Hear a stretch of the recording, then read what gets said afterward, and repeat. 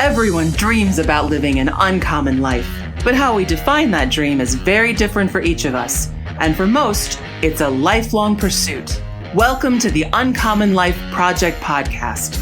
We're going to introduce you to people who are living that life or enjoying the journey to get there.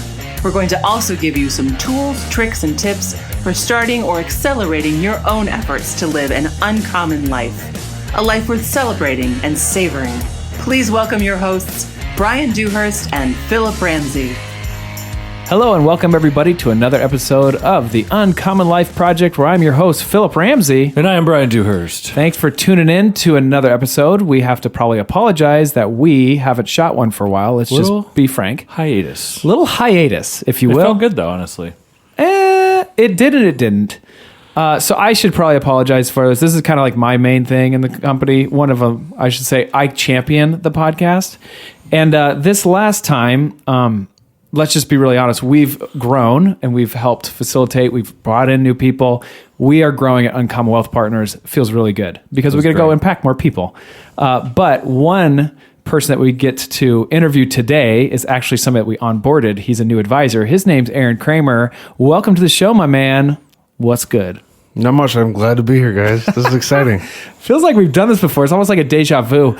I'm grateful that you're here. Brian, it feels good to be back on the mic. Feels good to be back. I actually really do enjoy podcasting. Yeah, I feel like every time I learn something, I hear something that I needed to hear. Right. And so what we really want to do is highlight how awesome Arron Cramer is. He's uncommon. I can't wait to tell you how we started, how we got to know each other, and kind of what his expertise is, his superpower, if you will. And so, Arron, let's just talk quick. You got a family, you got kids, where do you live, all that stuff. All right, yeah. So I live in Clive, Iowa, pretty much Waukee. Okay. I got a family. I married my high school sweetheart. Got a little girl. She's 7. The age of 7's not fun. I got 2 dogs, and hobby-wise, I am a full-blown meathead. Yes. Yes. Okay. That's about it. I'm a pretty boring person. So when you say meathead, I'm thinking like, so you just know because there's no video, which that would be fun at some point to have some video. But we're working on it. Yeah. He's kind of like a bodybuilder, like a beast, like a complete powerlifting beast. So that's who we're looking at right now. And if you see him, he's a gentle giant. Super cool.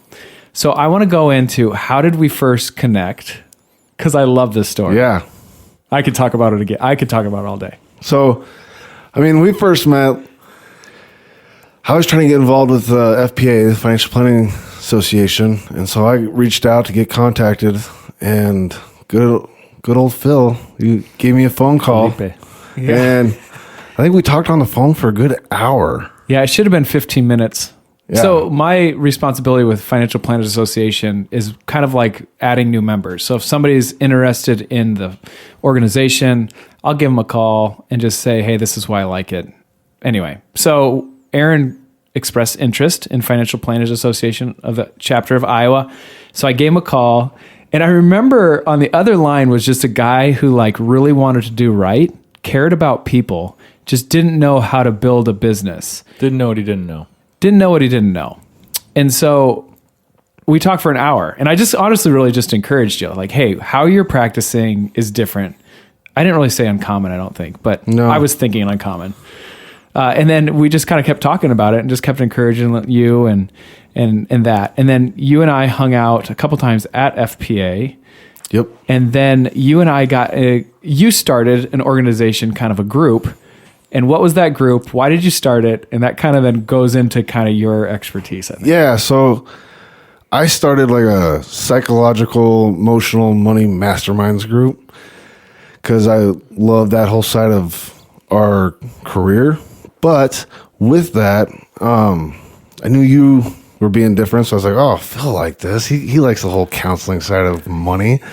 So I asked you to become part of it, but it's not, that group was not just for us like financial planners or money people.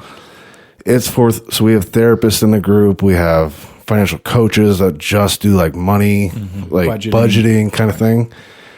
So it's for all that kinds of group. But yeah, so we do that like once a Once month. a quarter. Once a quarter. Once a Yeah, month once a it quarter. started, and then we moved it to once a quarter. Yeah. So, but there's just, I mean, it's fun here in the Midwest. It's so rare. So it's Right. hard to get more members. So I'm really fortunate and happy to have the ones that we have. Right. Right. So tell me about your background. Where'd you go to college, high school, all that stuff? So I grew up in Grimes, Iowa. So good old Mustang. It gets better. I went to Upper Iowa, and so I got to be a peacock.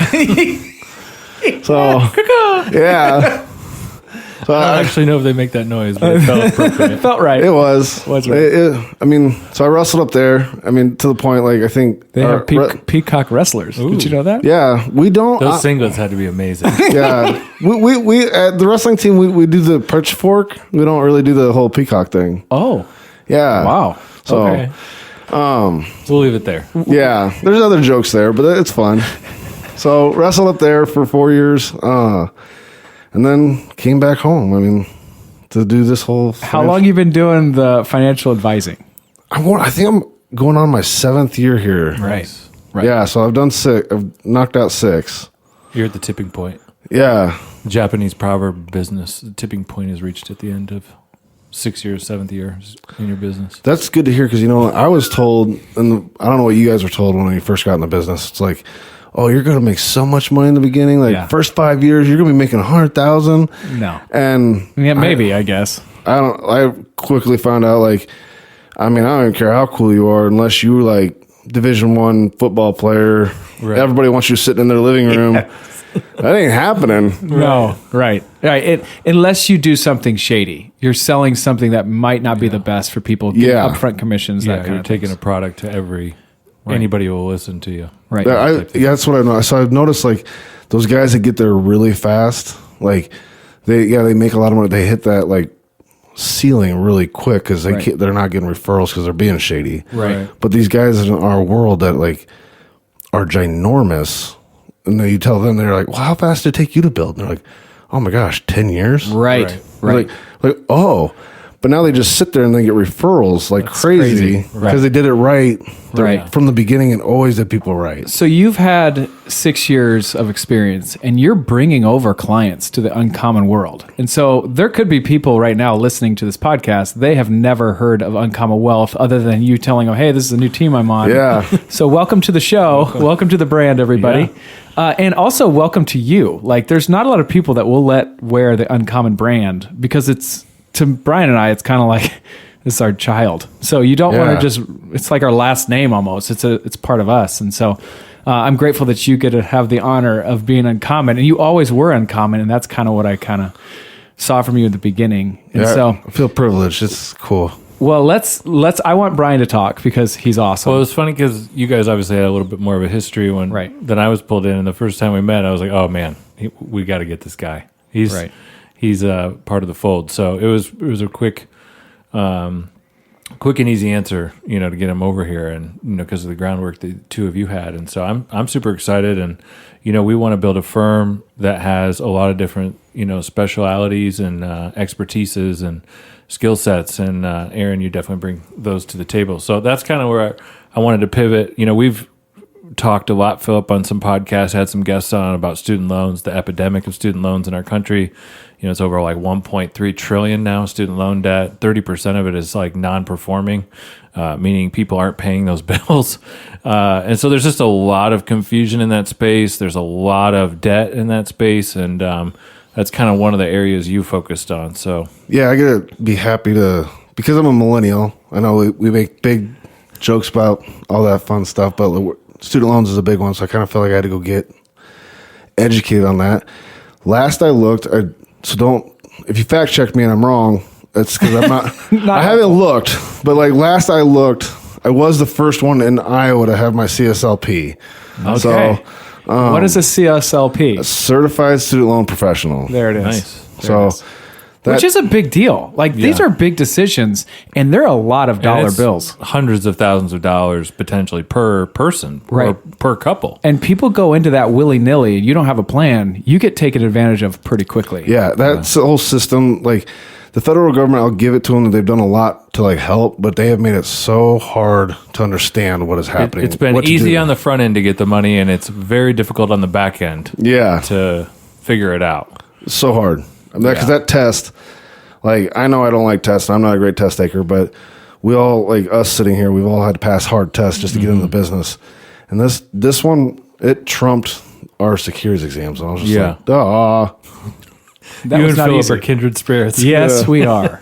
You can see why we roll together. So let's go back to how we met. So we were in this kind of like little group, psychology group of money. And then you reached out to me, and then we had breakfast, basically. Yep. I bought you breakfast. He did. And there's not a lot of people that do. So there's that. Little T-Rex arms. Yeah. So when we had breakfast, you were like, okay, how did you build a practice that was basically uncommon, that was different, that was doing things right? And like doing things right, sometimes it's like the last thing you need to do is pay me. You just do this, that, and the other. And you kind of saw that. And so you basically just were picking my brain of like, how do I... Yeah, I think I was like word vomiting because if I remember the meeting right, you were just eating and just kind of like nodding your head a lot like... Yeah, and I was just word vomiting because when we all got said and done, like my food wasn't eaten, which is a big deal for me because I love food. And you're just like, yeah, I've been down this road. I understand this. Like, no big deal. No, that wasn't it. I mean, like in the most best way. Yeah. Like, I was just like, I have lots to learn. And that's when I was like, I got to go talk to Brian. I think that's what I said. I was like, hey, let me go talk to Brian. And then basically Brian, I was just like, hey, this guy's uncommon. And I think he's doing things the right way. We definitely need help. Yeah. Praise the Lord. And so you came over. So you started. And I just think like it's been such a fun fit for me watching him interact with his clients, interact with, potential clients that we have. It's been an amazing fit. So for all our listeners, don't be afraid. He's uncommon and you're going to love him. But what would you say? I'd love to hear and talk about your superpowers. So what would you say your superpower is from your perspective? I would love Brian and I to give you our superpower working with you the last couple of weeks, and then we'll go from there. Well, that's a hard one to do because I feel like all of us have a hard time talking about ourselves. I think pretty much like it's the emotional side of money. I'm not like the only reason I would say it's a superpower. It did not come from it was hard learned to get to where I was at because it was a lot more just like cleaning my own skeletons out of my own closet. Mm-hmm. And I am a big believer in to truly help someone, you gotta help yourself because in today's society we all love to be like, I'm gonna help you, but in their closet's like the messiest closet ever. Right. So I'm coming in there with you. Yeah. So when I cleaning mine out, and when I'm talking about cleaning my closet out, I had goals. I love chasing stuff, but me and finances, even here, I worked in finance, but I could spend money like nobody's business. Mm-hmm. And so I had to figure that all out, and knowing that this, I'm going to be very cliche here because I do love the whole uncommon thing, but the common way of getting better with money didn't work for me or my wife. Right. So finding that path, it took a very uncommon path for me to do it. Right. And so, which then really helped lead me to understanding the emotions around money. Right. Yeah. How do you think you did that? How do you think, what was the key thing that you guys got you out of the rut? Well, it pretty much was me keeping us in the rut. So me loving emotions and cause to me, if you can control your emotions, you can do anything. I like therapy. Since we provide some therapy in our practice, and I provide therapy like financial therapy, not psychotherapy, make that very clear. Right. I was in psychotherapy. I was like, I'm going to get better. And so my therapist led me through that stuff. I had a really good knowledge in that area. And it just blew my mind. Mm-hmm. I'm like, oh my gosh. And then there going forward, I walked out of there and everything I was spending my money on that was stupid was no longer being spent on. It was that fast of a fix for clicked. me. Yeah, it just clicked. And I'm like, oh, this is not restrictive. Before, I felt like budgeting and managing your money was restrictive. And I definitely align with that feeling of feeling restricted. Yeah. And when I feel restricted, I'm that personality, we're going to go the other way. Yeah. So, but like once I like that, she helped me make that click, and with my personality and my trauma that I've had in the past, and we worked all through that. I'm like, oh, and so then I saw the power of it, and that's when I was like, I'm no longer going to be a common financial advisor. I'm bringing this to being uncommon. So that's what I've started putting into my practice. Just the exercise, and I know your story a little bit better than most, so I'm just going to pull this out. But just the exercise of what is like important to you, and like what do you want your future to be like, and then looking at your finances and is how are you spending your money? Are they in line with the things that you're important? Their top 3 most important things. Yeah, and a lot of times it isn't. And that was a huge kind of thing for Brian and I early in our practice. Is we would ask people like, what are your goals? What do you want to do? What do you want to accomplish? What do you want to create? And then they would kind of get done with this and they'd be all jacked up. And then I'm like, well, or Brian would say like, well, where's your money at? Like, and it's like all in my 401k. And like, okay, like how is that going to help you get to really what you want to achieve? And it's just a realization of like, hey, maybe I need to align my finances with what is truly important to me. Yeah. And then once you figure that out, you start thinking like, okay, what else can help you? And I think that's when the budget comes in, where it's like, maybe it's not something that hinders me, but maybe it's a freedom thing. Yeah. Make sure that I'm paying right. Now, honestly, if you're thinking there, you're like, I hate budgeting. I hear you. I'm there with you. And so, but maybe we do another one. We all hate budgeting. Right. Yeah, it's terrible. Yeah.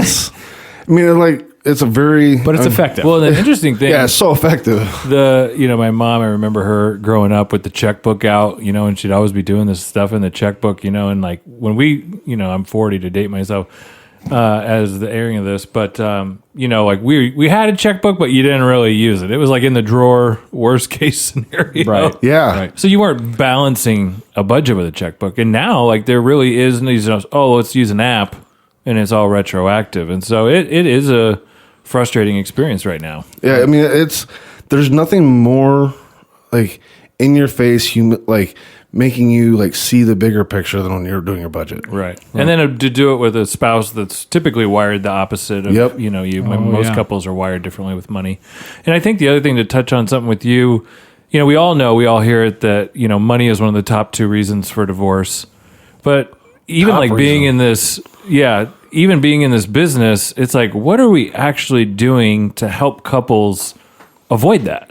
Like if that is their reality, what are we bringing to the table as, A, and Commonwealth, B, the industry, to really help with that? And that's why I'm really excited about the stuff that you're working on with the emotional factor, the money scripts, the things we learn as kids about money from our parents that's good and or bad. Yeah. And so I love doing that. Like, and I know we won't get into it today, but like taking like and understanding ourselves better around money and our emotions helps us as individuals. But like, yeah, because money is the number 1 reason for divorce, like getting to better understanding yourself, but also allowing your spouse to understand you better. Cause then you get so much more grace, from your spouse. That's a good point.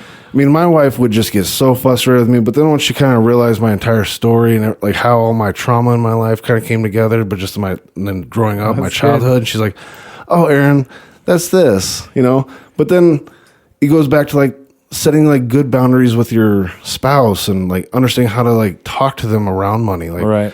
My wife never ever tells me I can't buy something anymore. Right. All she asks me is like, does that help your top 3 priorities? Yes. Dang it. I was like, no. So good. Yeah. Okay, so we're talking about his superpowers. Brian, you want to go next? Good job. You did it well. It's like, hey, write your bio. I don't want to write my bio. I don't want to talk about myself. But you did great. Okay, we'll do the rest. Yeah, I think 2 that I've noticed is hard work and just persistence. I'll go to persistence. I'll leave you with hard work. Sorry. But yeah, just persistent with things. And then I think 2, to make it more on the technical side, what you're doing with the student loan stuff and the money script stuff, I think is super exciting. I'm really excited to get that woven into the practice for our clients, prospective clients. Because I think too, as you age, you look at someone being married for 30, 40 years with another spouse and the power of understanding each of your approaches in relationship with money at an earlier age and what that could do to transform your ability to save and invest is super exciting to me. So I think just the areas that you're pushing into are just super interesting right now to us, and just a great addition to the firm. So for sure. And I think that we should do like its own episode podcast on student loans. I think that would be really good. So to be decided. Yeah. Later date. And hopefully that will make sure that we don't have another lapse, a hiatus, as Brian says. All right. To me, superpowers. I got 3. You ready for them? Oh, yeah. I think that you truly care. And that's what I would say. That's what I noticed the first time we talked, when we had our first 7-minute that turned into 30 minutes. I could tell you cared, which is like huge. Second thing is you're vulnerable. I love that. I think that's the coolest thing. And I think Brian and I have gotten a lot of traction in our practice of just being super vulnerable. Yeah. There's times like I'm just not feeling it, and you'll know that. You'll know if Philip Felipe comes out. And so there's that. And then the third thing is you're just a hard worker. And there's been a lot of points where, and we've only worked together for 3 weeks, so you're definitely a hard worker, but there's been times it's been edified of the decision that you've made and we've made in you and invested in you. But here's one of them that I get all hyped up about. And since we've already talked about your meathead, your beast, self-diagnosed, he is a beast. But one goal that you had was trying to get in the top 10 in the world of powerlifting in your weight class. Yep. First of all, to just go after that is pretty sweet, I think. But as you were training, you were benching something that I don't think I could even look at, let alone squat, deadlift, and bench. And you had an accident. You blew out your pec, right? Your pectoral muscle ripped. My pec major, yeah. Pec major. And it is the smaller of the two. So it's named backwards. If you ever want to know anything about Greenland and Iceland, Brian knows. Brian knows all of this stuff. You can ask him later. And so you blew out your pec. Obviously, that's a huge muscle group. It's a huge muscle group when you're trying to train for anything, but especially this, which completely took you back. So you had to get surgery. Anyway, 6 months later, we were talking, and you were like, "Yep, 6 months ago I had surgery, and I'm back in the weight room, and I'm just lifting 25-pound dumbbells." And I thought the vulnerability, and the transparency, and the hard work that it takes to then be completely going back to 25 pounds has to be super humbling. Yeah. But the fact that you were in there, because honestly, I would be on the couch with Cheetos and talking about the golden years. Yeah, sugar cookies. Can I get an amen? But not you. It's you're back in the gym, no matter what the weight is, you're still doing it. And I thought, man, you're super uncommon and you're going to work well here. So anyway, so that's my 3. Well done. Okay, what other questions do we need to know for you? I want to know ideal clients that you're looking for, that kind of stuff. And then how, I don't know, I just say, what is your general feel of Uncommon Wealth and where we're going? But let's start with your ideal client. Okay. I want to start it the other way, but okay. So ideal client for me, it's more of your risk taker kind of person.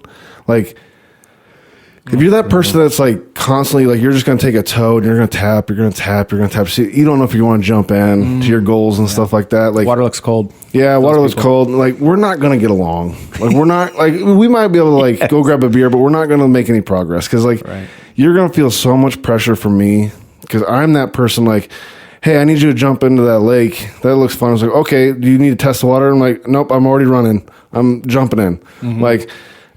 There's a lot of life lessons to test the waters first, but that's not my personality. So for me, it's that person that really just wants to get after it and set up a team in their corner to help them get after what they want. Right.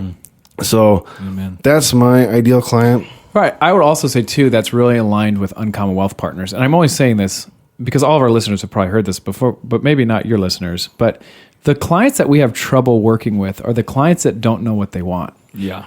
If they have no idea what they want, even after we talk for a while, then we're just not a good fit because we can't tell you what you want and we can't even put anything in front of you. We can't even create a plan on, I don't know. Right. So we always just say hey, we'll be ready as soon as you're ready and you know what you want. I can't tell you how many people have come back okay, now I know. And we say, okay, now we're ready. Yeah. So, and that's great. But those people, if you can come down to finding what you want, but I've had people that know what they want. Let's do it. Uh-huh. And they're well, that's a good point. And you're they start looking at all the downsides of it. And you're you're depressing. Next. So, what are you most excited about for 20? We're in 20. We're not supposed to talk about dates, but 2022. Uncommon Wealth 2022. Here we are. So I'm super excited about being a part of this team because when we first met and we go back to like that conversation when we're talking about getting breakfast. I literally have felt like I've been out on an island by myself for a long time because I get into the emotional stuff, because I take a very different approach to financial planning. I mean, I've kind of been on an island by myself. And so now being part of a team that like does pretty much the same thing I do. We all have a little different styles, but for the most part, like we're all the same. Right. I'm like stoked out of my mind. Right. So I'm like, oh my gosh, I have people I can bounce ideas off of. And then that like have taken the same approach I have. So when I have like hit a bump in the road, they're like, oh yeah, done that 100 times. Do this. Cool. Thanks. Moving on. Yeah. Right. Yep. So. Right. No, man, I think your projection or trajectory, what is it? Trajectory. Gosh, what would I do without Brian? Is so exciting for Uncommon Wealth, for not only us, but other people, to get them on this uncommon, I would say, path. And that's what we would always say. Like, we want to impact as many people as we can, and we just need help. And so you're such a huge asset. I'm excited. Yeah. I'm pumped to have you on the team, and I think the law firm kind of model is interesting and an easy way to, I guess, approach. I feel like what we're trying to create is where you have a team of lawyers. You're all talented, but you're all kind of talented in different ways. And we can, really put something in front of any, client, entrepreneur, family, and just bring tremendous value as a team, and really help change lives. So super excited to have you on board. Right. And hopefully, like, this podcast, so I think maybe just to take a step back, the reason why we started this podcast is because we want to interview people that are dominating at life, or absolutely loving what they're doing every day. They don't feel like they're working, yet they're getting paid for it. And so that's what the podcast was all about. That was like the genesis. Mm-hmm. One, like, what obstacles have you had to overcome? Right. Who are the mentors in your life? And then, how do you get to the next level? And then how do you get to the point where you're like now jumping off the common now to the uncommon? So last question, who would you say your biggest mentor is? Oh my gosh. Like that question's like that. I mean, that's a very powerful question, but it kind of comes down into like what area of life. That's actually good. Cause like we all have different areas that we're trying to pursue. Yeah. Right. So like, I mean, just in life in general, this is going to be super cliche, but like, I'm religious. So I gotta go with like, I have a much different view than most about Christianity and God, but like, it's the big guy because he kind of always keeps me grounded. Right. So it's a good one. It'd be him. It's a good one. Okay. Yeah. Okay. It's not cliche. No, not at all. I appreciate it. Well, Arron, welcome to the team. If you had any questions for us, uncommonwealth.com is the website. You've been listening to the Uncommon Life Project. Arron, welcome to the team, man. You're a huge asset. Glad to be here. Amen. Yeah, you're just going to thrive. I can't wait. So thank you for listening. You've been listening to the Uncommon Life Project. I've been your host, Philip Ramsey. And I'm Brian Dewhurst. Thanks for listening. Until next time, go be uncommon. Thanks, everybody. That's all for this episode of the Uncommon Life Project, brought to you by Uncommon Wealth Partners. Be sure to visit uncommonwealth.com to learn more about our services. Don't miss an episode as we introduce you to inspiring people who are actively pursuing an uncommon life.